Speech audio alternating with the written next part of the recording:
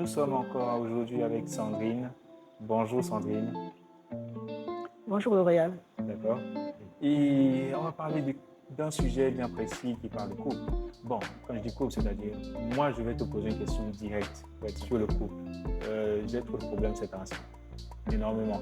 J'ai constaté que je vois bien que c'est pas facile d'être en couple. Ça c'est une évidence. Et la différence entre être célibataire et être dans un couple, il y a vraiment un gros fossé.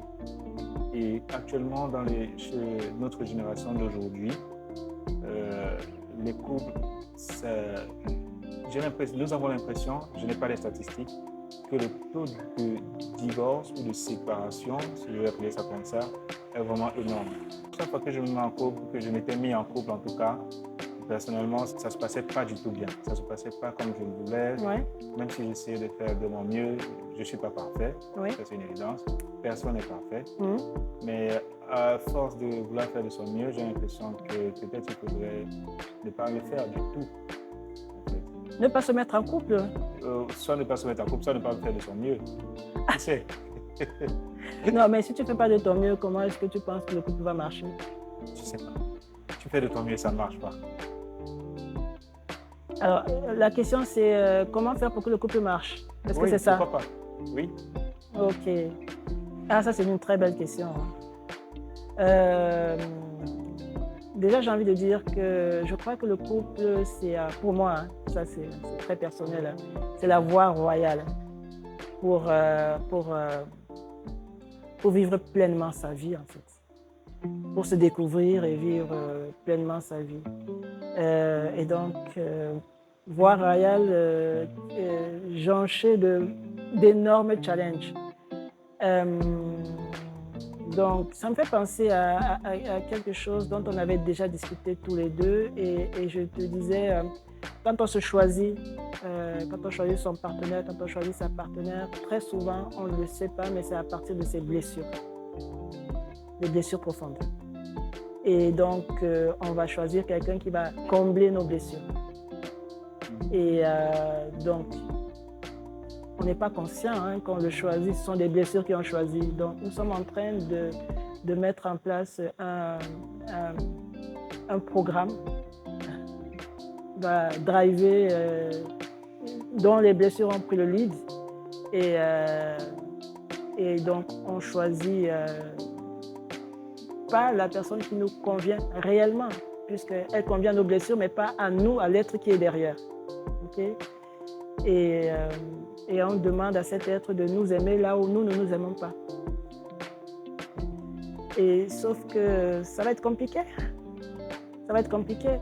Donc, pour moi, le premier conseil que je donne à toute personne qui est en train qui se marie, en tout cas, qui a ce projet de se marier, et tous les futurs mariés, je leur donne ce conseil.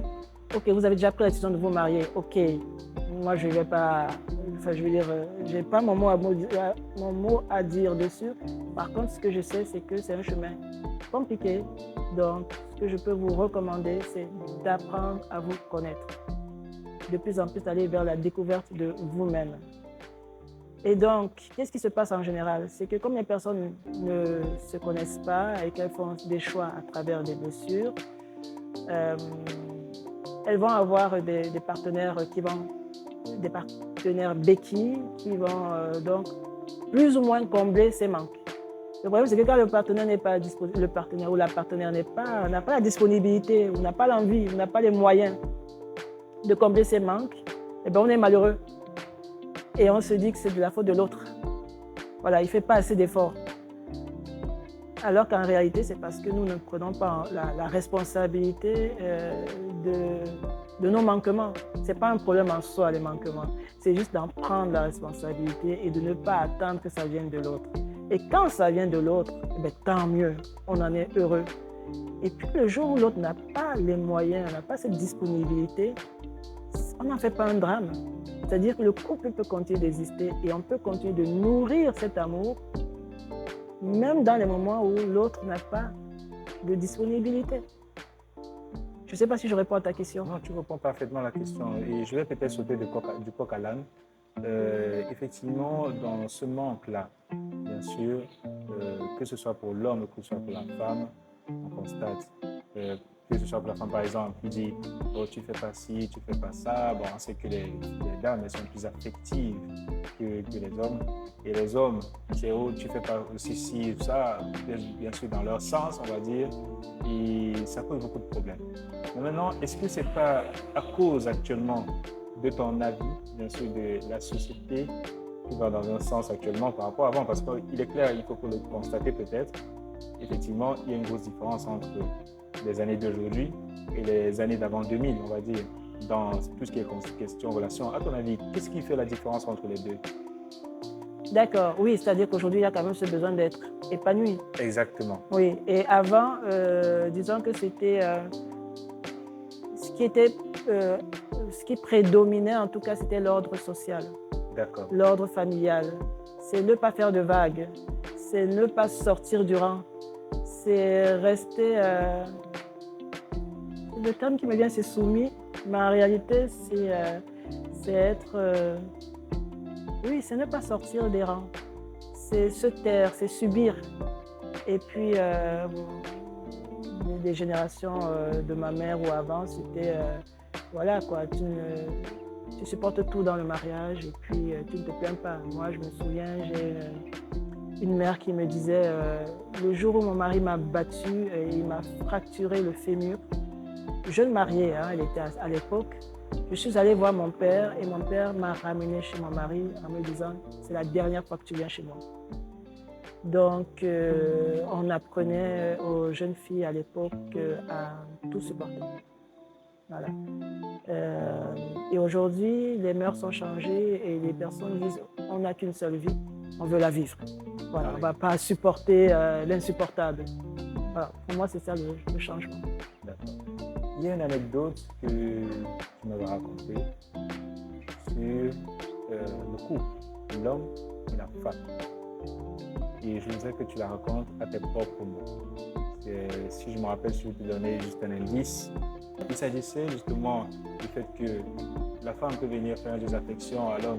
Oh, chérie, tu as un truc ici à l'épaule là, quand je t'enlève ça. Ah. Et oh, l'homme, Ah. dans ce sens-là, lui, il vient faire le même geste. En fait, n'est pas perçu de la même façon par l'un ou l'autre. Oui. Parle-nous-en, s'il te plaît. Alors j'espère avoir compris ta question. Hein. Je vais prendre un exemple, c'est-à-dire que, disons que les hommes sont plus dans la performance et les femmes sont davantage dans l'être ensemble. Alors tu me diras après si c'est de ça que tu parles. Hein. Je vais te donner un exemple bateau. Hein.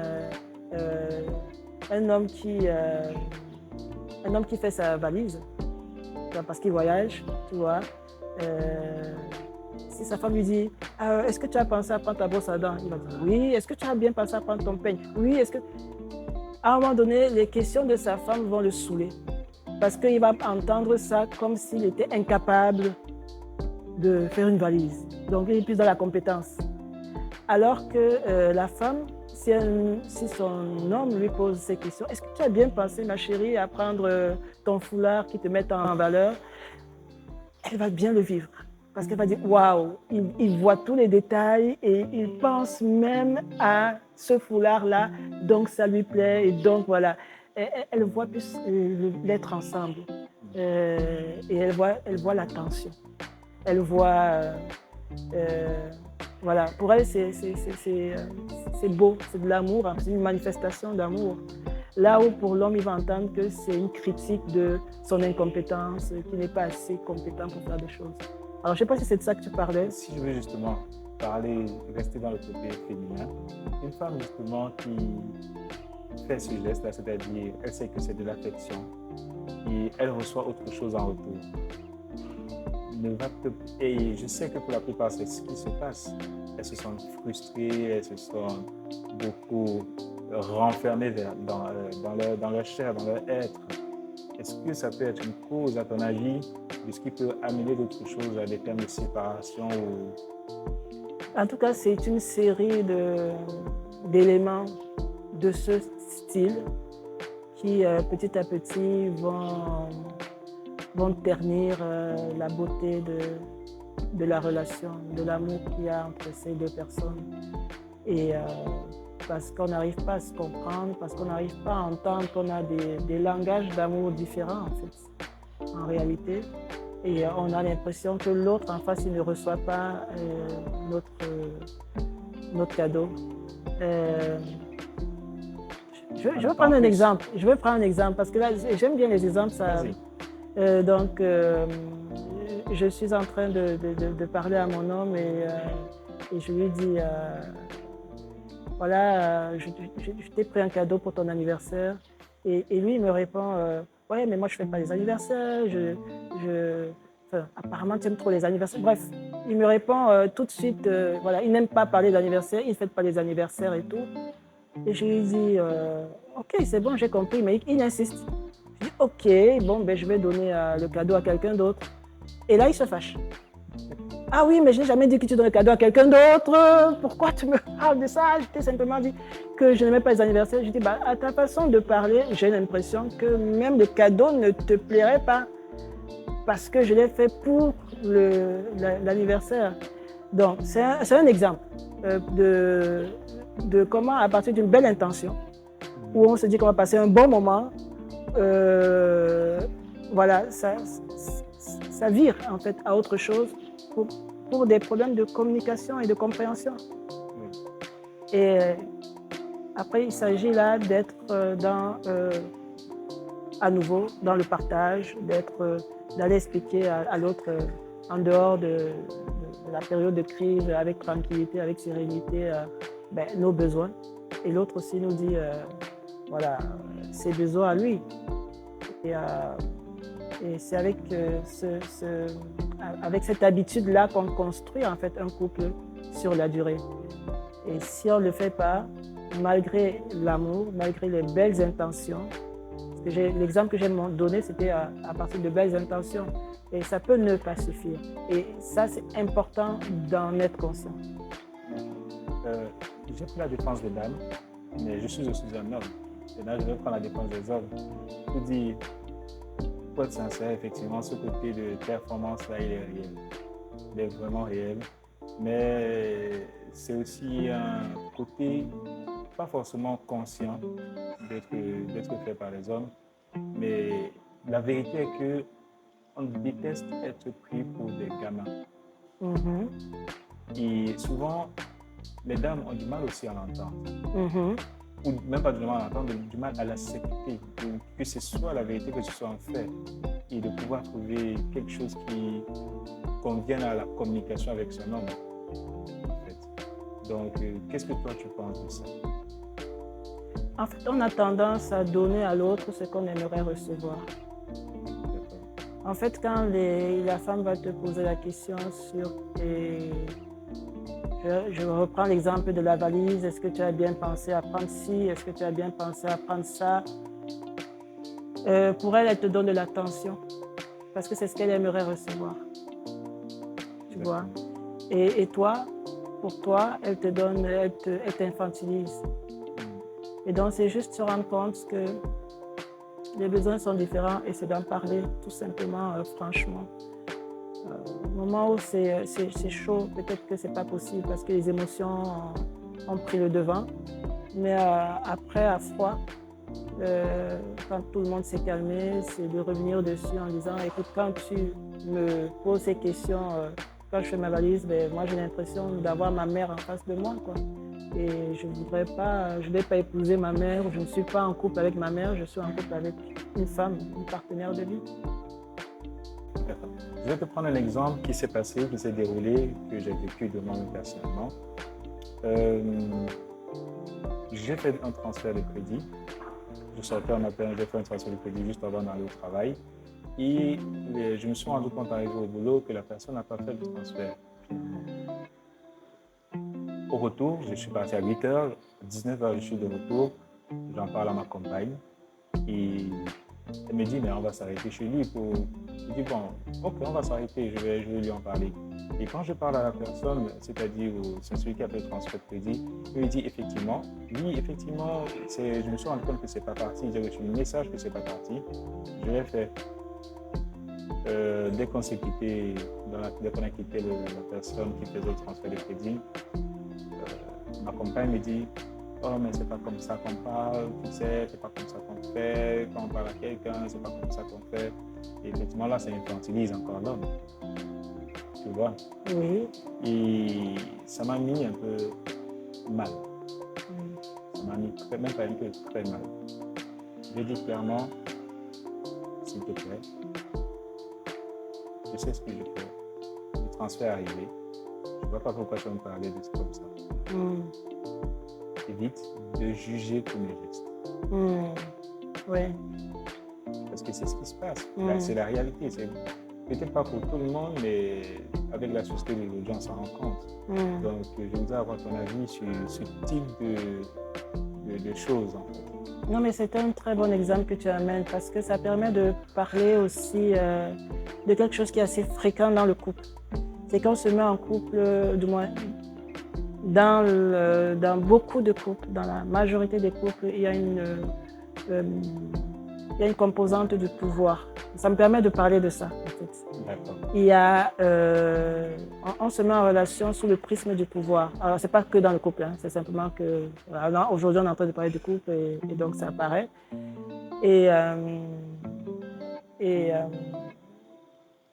Parfois, il y a un qui a toujours le pouvoir sur l'autre, qui se met en domination, qui domine l'autre, et puis parfois, c'est alterné.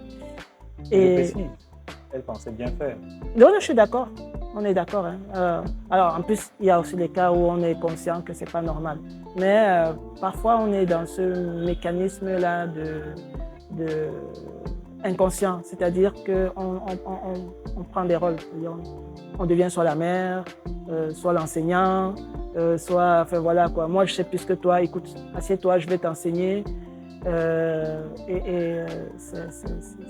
C'est une vraie difficulté. Et c'est juste revenir à soi, comme je disais, et aussi pouvoir s'observer et voir, est-ce que je ne suis pas en train de prendre le pouvoir? Est-ce que je ne suis pas en train de dire, moi je sais mieux, tais-toi, et puis je vais t'enseigner? C'est très important. Il ne faut pas qu'il y ait une relation de domination, quelle qu'elle soit, hiérarchisante. Voilà, ça pour moi, ça existe la relation hiérarchisante dans le couple uniquement dans la sphère érotique. C'est-à-dire que quand on fait des jeux érotiques, alors on peut faire des jeux de pouvoir. Et c'est quelque chose qui reste dans le domaine du jeu. Une fois qu'on en sort, être attentif à s'observer et à se dire, et ça c'est vraiment important. C'est vraiment s'observer en permanence et se demander, est-ce que je suis bien à ma place ou est-ce que j'essaie de montrer à l'autre que je sais plus que lui? D'accord. Qu'est-ce que tu voulais? Et je voulais aussi rajouter quelque chose. Et ça ne veut pas dire que si je me rends compte que j'ai l'impression que je sais, parce qu'il y a des endroits où on sait plus que l'autre. Bien sûr. OK? Mais l'autre, il ne m'a rien demandé. On est d'accord. Parce que je veux t'en dire davantage quand je me rends compte que je sais plus que toi. Si tu me poses une question, si tu as besoin de mon conseil, si tu as besoin de mes connaissances, mais si tu n'en as pas besoin, je ne vais rien te dire. Et si vraiment, vraiment j'ai envie de dire quelque chose, c'est parce que ça me dérange. Cette façon de faire me dérange et en ce moment-là, je propose de s'adresser à l'autre, pas comme un enseignant qui sait davantage, mais juste pour dire, moi je suis embêtée quand tu fais ça. Donc de revenir à soi. Du coup, alors que l'enseignant, il n'est pas embêté quand il enseigne. Au contraire, il a plaisir à enseigner parce qu'il se dit, il apporte quelque chose à l'autre. Mais quand l'autre ne t'a rien demandé, si tu as vraiment quelque chose à dire, eh bien, reviens à toi et dis ce qui te dérange. Voilà, dans ce qui s'est passé. Super, super. Je voulais ajouter, je ne sais plus ce que je voulais ajouter, mais quel mot tu voudrais dire en conclusion pour les jeunes couples d'aujourd'hui? Je vais faire bref. Apprenez à vous connaître. Par quelques moyens que ce soit. Et aujourd'hui, on est à une ère où l'information est quand même assez diffuse. C'est vrai qu'il faut faire le tri d'informations. Ça, c'est vrai. Mais apprenez à vous connaître. Faites tout pour apprendre à découvrir qui vous êtes. Donc, apprendre à se connaître veut dire se déprogrammer des logiciels installés par notre société, par notre environnement, par nos proches, et de plus en plus actualiser nos propres logiciels et exprimer son authenticité.